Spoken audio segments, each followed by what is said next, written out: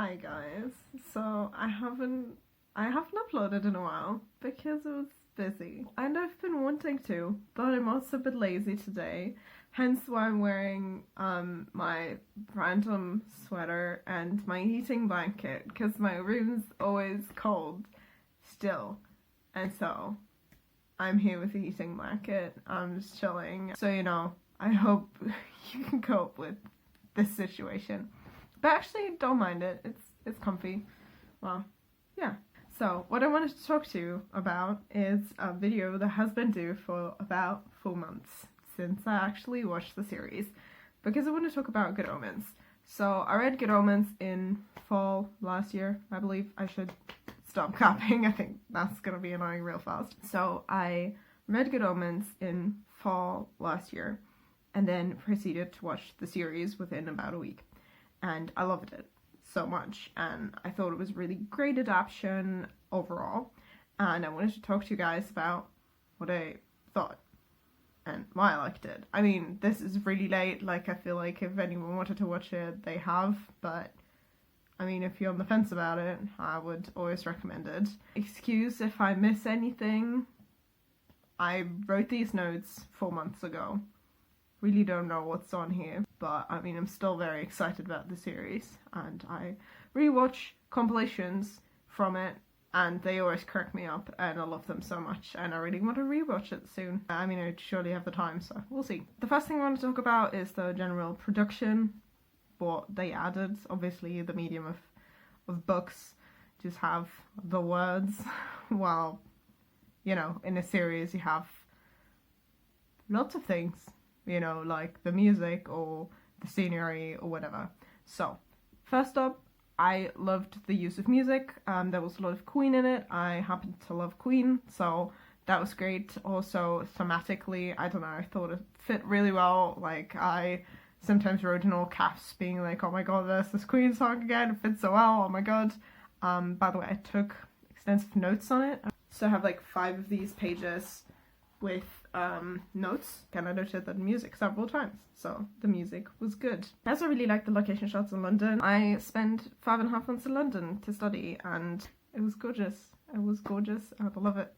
And I love the location shots in like Soho and down, I think, like down the mall and like that kind of stuff. It was so cool, and I really appreciated those. Also in St James's Park, that was lovely. There was a use of fisheye that, I mean, I don't know much about filmmaking and stuff like that, unfortunately. I would like to know more, but I don't. And they used fisheye a lot, which I found, I don't know how to feel about it. I just noticed, and I was like, this is interesting, I guess. Okay. I also really liked that they had a diverse cast. Obviously, I mean, the book's being written, I think, in the 80s by 2 white men, could be expected not to be particularly diverse. I like that they remedied that by having several, like, important characters be POC, Latinx people, non-white people, and including, by the way, Adam and Eve, which, like, good. Just, that's good. I like that. I think at some points, apparently, there was a bit too much telling and not enough showing. I also really love the meta jokes that were in there. Like, at some point, those camera shots where it, like, sort of goes through the window into a room. The camera smacked against the window, and that cracked me up so much. That was so, I just love that, so that was also good. I also just liked the overall format. I thought a limited series worked really well for it. I think, a movie really wouldn't have done it justice. Now getting into the comparison, and I just really wrote down a couple things that were different from the books. There's one thing, maybe you can start with that I found negative, which is that the demons were a bit on the nose about being evil. Apparently, that's what I wrote down. Then again, maybe that was also the case in the book, and it was just reiterated in the series more, so it annoyed me a bit.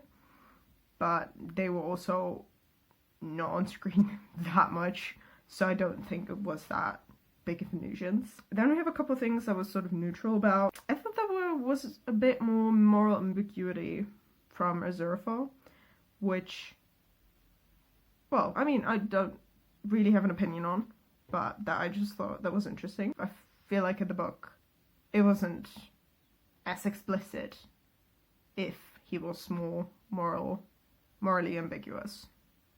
Is that a spoiler? I mean, he's an angel. I don't know.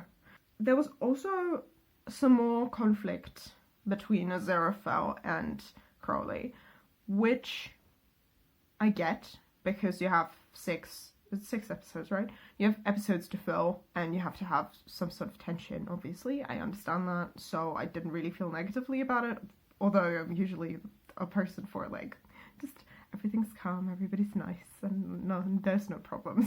Which I realize that's not how, like, a series works, obviously. So, that was okay. I think that also fit well with the moral ambiguity of Aziraphale. I thought just the general dynamic is really interesting. That's also the case in the book, so I don't think I wrote that down specifically. For the positive things, which I have a couple of, actually, I really liked the bigger focus on Aziraphale and Crowley's relationship, because in the book I feel like it's more split between different bits and different aspects of this book. And the storyline, but in the series there's a definite emphasis on their relationship, which again I think is important, just so you have sort of main characters to cling to. Maybe it wasn't strictly necessary, but since I really like them, that really worked for me. I liked that it was really close to the book, and the stuff they changed was usually either, you know, for dramatical purposes, but not to an overwhelming degree. So that was, you know, I think that was handled well. An adaptation always has to change certain things. That's why it's called an adaptation. So that is understandable, and I wasn't mad at it. There were also really funny nods to the book. I thought the tone overall fit really well with the book, and I think that's quite a feat. You know, if there's funny descriptions, it's really hard to translate these things onto the screen without having a constant narration of everything going on. So I thought that was handled really well. Also, in the point of narration, God is a woman, send tweet. Literally all I wanted to say. I just loved that. I thought the Holy Water backstory was really good, you know, built character, and the relationship between Crowley and Aziraphale showed some growth, and was a good way to demonstrate that, and I thought that was really cool. And yeah, overall, I think all the scenes that were added, this would really be a spoiler, so I'm not going to talk about it any further, but there were additional scenes. I thought they were really great. It's one of the reasons I would suggest to anyone who considers reading the book and watching the series to first read the book and then watch the series, because the experience of the series will just add to the book. I think vice versa, it would be a bit jarring, but I just, you know, I was recommended to read the book first, and I'm really thankful for that, because it was a good choice for me. And then there were some small changes that I thought I would, I don't know, just point out, I guess, which is there was a bigger role for Gabriel, which, I don't know, he's an interesting character, so I guess that was cool, especially in connection with Aziraphale and his entire struggle. So, yeah, I think they did a good job fitting it to the current time, but also not fitting it to the current time in some aspects. I don't know, I thought the combination was good. Again, more of the Aziraphale and Crowley backstory as well, which just helps with understanding the dynamic and the relationship and everything. There was less of a focus on certain other people in the book. I don't know to what extent these are spoilers, but I like that fact, because I adore Crowley and Aziraphale, and the more time they get on screen, the happier I am.